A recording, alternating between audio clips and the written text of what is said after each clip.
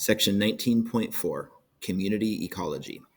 By the end of this section, you will be able to discuss the predator-prey cycle, give examples of defenses against predation and herbivory, describe the competitive exclusion principle, give examples of symbiotic relationships between species, and describe community structure and succession. In general, populations of one species never live in isolation from populations of other species. The interacting populations occupying a given habitat form an ecological community. The number of species occupying the same habitat and their relative abundance is known as the diversity of the community. Areas with low species diversity, such as the glaciers of Antarctica, still contain a wide variety of living organisms, whereas the diversity of tropical rainforests is so great that it cannot be accurately assessed. Scientists study ecology at the community level to understand how species interact with each other and compete for the same resources. Predation and herbivory. Perhaps the classical example of species interaction is the predator-prey relationship. The narrowest definition of the predator-prey interaction describes individuals of one population that kill and then consume the individuals of another population. Population sizes of predators and prey in a community are not constant over time, and they may vary in cycles that appear to be related.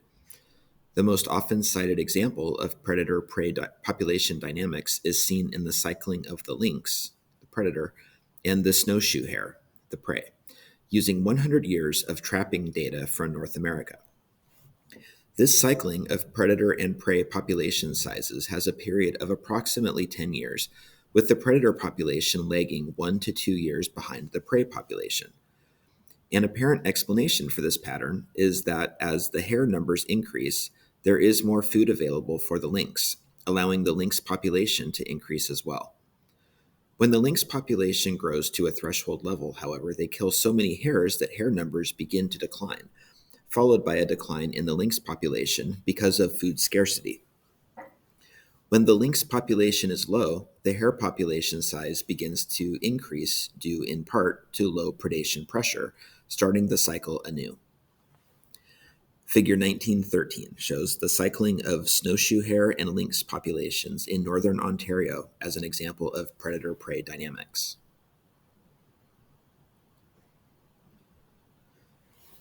Defense mechanisms against predation and herbivory.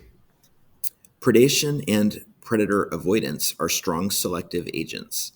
Any heritable character that allows an individual of a prey population to better evade its predators will be represented in greater numbers in later generations. Likewise, traits that allow a predator to more efficiently locate and capture its prey will lead to a greater number of offspring and an increase in the commonness of the trait within the population. Such ecological relationships between specific populations lead to adaptations that are driven by reciprocal evolutionary responses in those populations. Species have evolved numerous mechanisms to escape predation and herbivory, the consumption of plants for food. Defenses may be mechanical, chemical, physical, or behavioral. Mechanical defenses, such as the presence of armor in animals or thorns in plants, discourage predation and herbivory by discouraging physical contact. Many animals produce or obtain chemical defenses from plants and store them to prevent predation. Many plant species produce secondary plant compounds that serve no function for the plant except that they are toxic to animals and discourage consumption. For example, the foxglove produces several compounds, including digitalis, that are extremely toxic when eaten. Biomedical scientists have purposed the chemical produced by foxglove as a heart medication, which has saved lives for many decades. Figure 1914. A, the honey locust tree uses thorns, a mechanical defense against herbivores, while in B, the foxglove uses a chemical defense. Toxins produced by the plant can cause nausea, vomiting, hallucinations, convulsions, or death when consumed. Many species use physical appearance, such as body shape and coloration, to avoid being detected by predators. The tropical walking stick is an insect with the coloration and body shape of a twig, which makes it very hard to see when it is stationary against a background of real twigs. In another example, the chameleon can, within limitations, change its color to match its surroundings. There are many behavioral adaptations to avoid or confuse predators. Playing dead and traveling in large groups, like schools of fish or flocks of birds, are both behaviors that reduce the risk of being eaten. Figure 1915. A shows the tropical walking stick, and B shows the chameleon. They both use their body shape and or coloration to prevent detection by predators. Some species use coloration as a way of warning predators that they are distasteful or poisonous. For example, the monarch butterfly caterpillar sequesters poisons from its food, plants and milkweeds, to make itself poisonous or distasteful to potential predators. The caterpillar is bright yellow and black to advertise its toxicity. The caterpillar is also able to pass the sequestered toxins on to the adult monarch, which is also dramatically colored black and red as a warning to potential predators. Fire-bellied toads produce toxins that make them distasteful to their potential predators. They have bright red or orange coloration on their bellies, which they display to a potential predator to advertise their poisonous nature and discourage an attack. These are only two examples of warning coloration, which is a relatively common adaptation. Warning coloration only works if a predator uses eyesight to locate prey and can learn. A naive predator must experience the negative consequences of eating one before it will avoid other similarly colored individuals. Figure 1916. The fire-bellied toad has bright coloration on its belly that serves to warn potential predators that it is toxic. While some predators learn to avoid eating certain potential prey because of their coloration, other species have evolved mechanisms to mimic this coloration to avoid being eaten, even though they themselves may not be unpleasant to eat or contain toxic chemicals. In some cases of mimicry, a harmless species imitates the warning coloration of a harmful species. Assuming they share the same predators, this coloration then protects the harmless ones. Many insect species mimic the coloration of wasps, which are stinging, venomous insects, thereby discouraging predation. Figure 1917. One form of mimicry is when a harmless species mimics the coloration of a harmful species, as seen with the wasp in A and the hoverfly in B.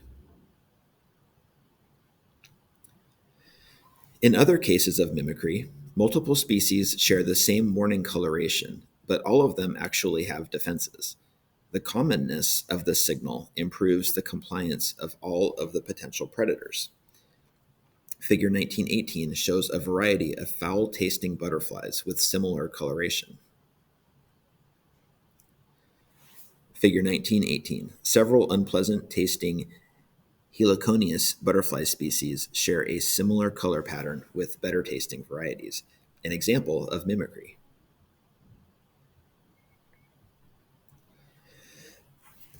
Competitive exclusion principle. Resources are often limited within a habitat, and multiple species may compete to obtain them. Ecologists have come to understand that all species have an ecological niche. A niche is the unique set of resources used by a species, which includes its interactions with other species. The competitive exclusion principle states that two species cannot occupy the same niche in a habitat. In other words, different species cannot coexist in a community if they are competing for all the same resources. The principle works because if there is an overlap in resource use and therefore competition between two species, then traits that lessen reliance on the shared resource will be selected for, leading to evolution that reduces the overlap. If either species is unable to evolve to reduce competition, then the species that most efficiently exploits the resource will drive the other species to extinction. An experimental example of this principle is shown in Figure 1919 with two protozoan species, Paramecium aurelia and Paramecium caudatum. When grown individually in the laboratory, they both thrive. But when they are placed together in the same test tube or habitat, P. aurelia outcompetes P. caudatum for food. leading to the latter's eventual extinction. Figure 1919. Paramecium aurelia and Paramecium caudatum grow well individually, in A and B respectively, but when they compete for the same resources, the P. aurelia outcompetes the P. caudatum, shown in C.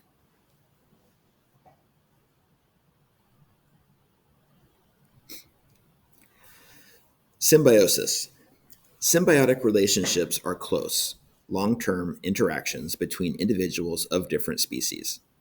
Symbioses may be commensal, in which one species benefits while the other is neither harmed nor benefited, mutualistic, in which both species benefit, or parasitic, in which the interaction harms one species and benefits the other.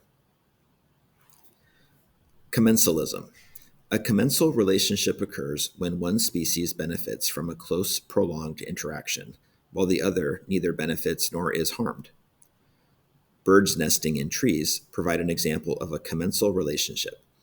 The tree is not harmed by the presence of the nest along its branches. The nests are light and produce little strain on the structural integrity of the branch and most of the leaves, which the tree uses to get energy by photosynthesis. And most of the leaves, which the tree uses to get energy by photosynthesis, are above the nest, so they are unaffected. The bird, on the other hand, benefits greatly. If the bird had to nest in the open, its eggs and young would be vulnerable to predators. Many potential commensal relationships are difficult to identify because it is difficult to prove that one partner does not derive some benefit from the presence of the other. Figure 1920. The southern masked weaver is starting to make a nest in a tree in Zambezi Valley, Zambia. This is an example of a commensal relationship in which one species, the bird, benefits, while the other, the tree, neither benefits nor is harmed. Mutualism. A second type of symbiotic relationship is called mutualism, in which two species benefit from their interaction. For example, termites have a mutualistic relationship with protists that live in the insect's gut. The termite benefits from the ability of the protist to digest cellulose. However, the protists are able to digest cellulose only because of the presence of symbiotic bacteria within their cells that produce the cellulase enzyme. The termite itself cannot do this. Without the protozoa, it would not be able to obtain energy from its food, cellulose from the wood it chews and eats. The protozoa benefit by having a protective environment and a constant supply of food from the wood-chewing actions of the termite. In turn, the protists benefit from the enzymes provided by their bacterial endosymbionts, while the bacteria benefit from a doubly protective environment and a constant source of nutrients from the two hosts. Lichen are a mutualistic relationship between a fungus and photosynthetic algae, or cyanobacteria. The glucose produced by the algae provides nourishment for both organisms, whereas the physical structure of the lichen protects the algae and from the elements and makes certain nutrients in the atmosphere more available to the algae. The algae of lichens can live independently given the right environment, but many of the fungal partners are unable to live on their own. Figure 1921. A. Termites form a mutualistic relationship with a symbiotic protozoa in their guts, which allow both organisms to obtain energy from the cellulose the termite consumes. In B, lichen is a fungus that has symbiotic photosynthetic algae living in close association. Parasitism. A parasite is an organism that feeds off another without immediately killing the organism it is feeding on. In this relationship, the parasite benefits, but the organism being fed upon, the host, is harmed. The host is usually weakened by the parasite as it siphons resources the host would normally use to maintain itself. Parasites may kill their hosts, but there is usually selection to slow down this process to allow the parasite time to complete its reproductive cycle before it or its offspring are able to spread to another host. The reproductive cycle of parasites are often very complex, sometimes requiring more than one host species. A tapeworm causes disease in humans when contaminated, undercooked meat, such as pork, fish, or beef, is consumed. The tapeworm can live inside the intestine of the host for several years, benefiting from the host's food, and it may grow to be over 50 feet long by adding segments. The parasite moves from one host species to a second host species in order to complete its life cycle. Plasmodium falciparum is another parasite, the protists that cause malaria, a significant disease in many parts of the world. Living inside human liver and red blood cells, the organism reproduces asexually in the human host and then sexually in the gut of blood-feeding mosquitoes to complete its life cycle. Thus, malaria is spread from human to mosquito and then back to human, one of many arthropod-borne infectious diseases of humans. Figure 1922. This diagram shows the life cycle of the tapeworm, a human worm parasite.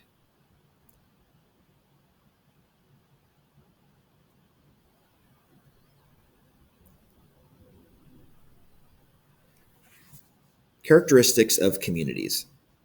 Communities are complex systems that can be characterized by their structure, the number and size of populations and their interactions, and dynamics, how the members and their interactions change over time.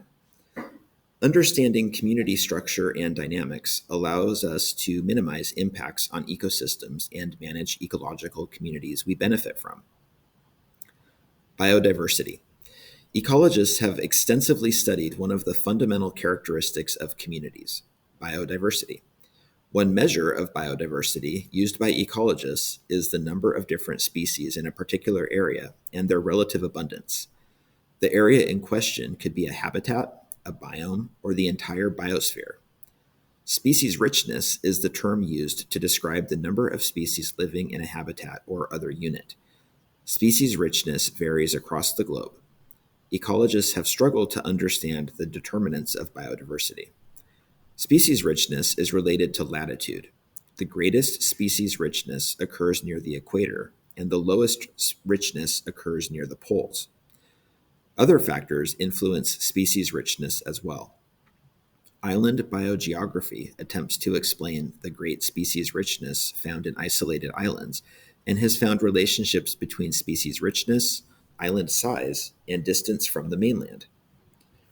Relative species abundance is the number of individuals in a species relative to the total number of individuals in all species within a system. Foundation species, described below, often have the highest relative abundance of species. Figure 1923. The greatest species richness for mammals in North America is associated in the equatorial latitudes.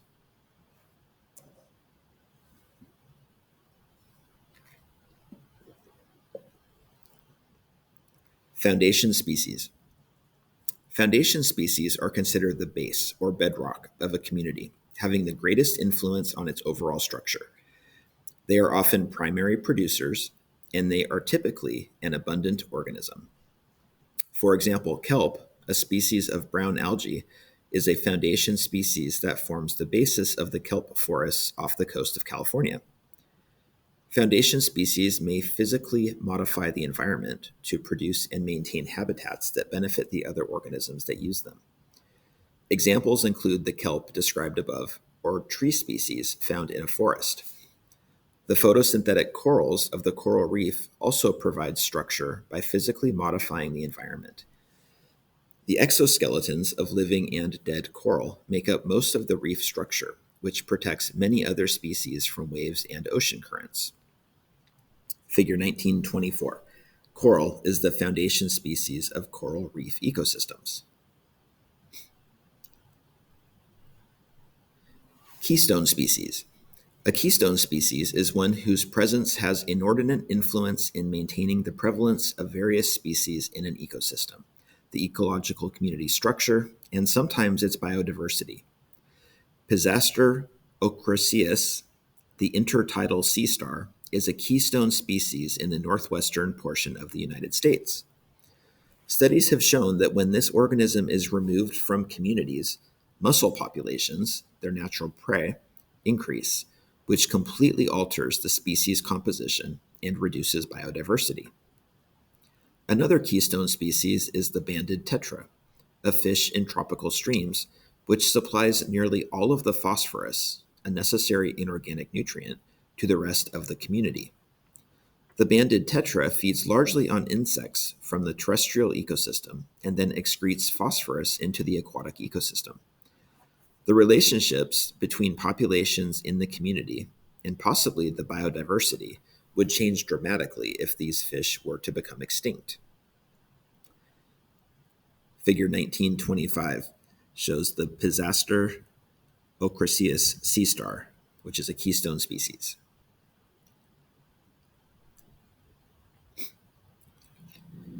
Everyday connection, invasive species. Invasive species are non-native organisms that, when introduced to an area out of its native range, alter the community they invade. In the United States, invasive species like the purple loosestrife and the zebra mussel have altered aquatic ecosystems, and some forests are threatened by the spread of the common buckthorn and garlic mustard. Some well-known invasive animals include the emerald ash borer and the European starling. Whether enjoying a forest hike, taking a summer boat trip, or simply walking down an urban street, you have likely encountered an invasive species. One of the many recent proliferations of an invasive species concerns the Asian carp in the United States. Asian carp were introduced to the United States in the 1970s by fisheries, commercial catfish ponds, and by sewage treatment facilities that used the fish's excellent filter feeding abilities to clean their ponds of excess plankton. Some of the fish escaped, and by the 1980s, they had colonized many waterways of the Mississippi River Basin, including the Illinois and Missouri rivers. Voracious feeders and rapid reproducers, Asian carp may outcompete native species for food and could lead to their extinction. One species, the grass carp, feeds on phytoplankton and aquatic plants. It competes with native species for these resources and alters nursery habitats for other fish by removing aquatic plants. Another species, the silver carp, competes with native fish that feed on zooplankton. In some parts of the Illinois River, Asian carp constitute 95% of the community's biomass.